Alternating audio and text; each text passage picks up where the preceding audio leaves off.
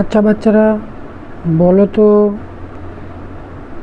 English অর্থাৎ কি? খাতা পেন বের করো, আমি উত্তর বলে দিচ্ছি, লিখে নেবে। इंग्लिश अर्थात হচ্ছে इंग्लिश। धक्का मुक्की नहीं करने का।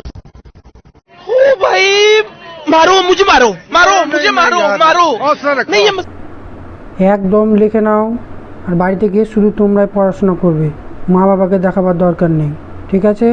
আর কাউকে দেখাবে না, শুধু তোমরাই দেখবে। আর পরবর্তী কোশ্চেন, আচ্ছা বলো তো যে অঙ্ক মানে কি? পারছো না তো? দেখো আমি বলছি, অঙ্ক মানে হচ্ছে অঙ্ক।